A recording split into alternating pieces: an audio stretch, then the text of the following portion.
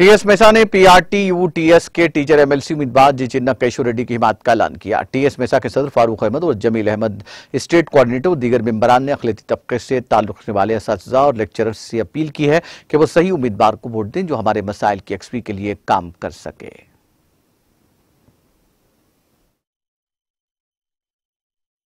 रहमतुल्लाहि व बरकातहू। मैं Telangana minority employ service association state and founder president Farooq Ahmed बात कर रहा हूँ। हम मुत्तहिद होके आज हमारे एसोसिएशन के तरफ से जो ज़िम्मेदार लोग हैं, एडवाइज़र हमारे नवीद साहब और हमारे सीनियर लीडर जो है हमारे साथ में हैं ख्वाजा मोइनुद्दीन साहब, हम सब लोग जो सो पीआरटी को मदद करके पीआरटी का नुमाइंदे जो है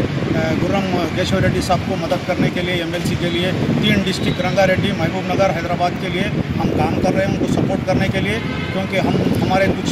हमारे भी कुछ डिमांड्स थे उनके साथ रखे हुए थे हम, और इंशाअल्लाह उन सारी बात के ऊपर जो सो हम मुत्तहिद होकर ये काम करके उनको जिताने के लिए हम ये पूरे डिस्ट्रिक्ट में घूमे हैं।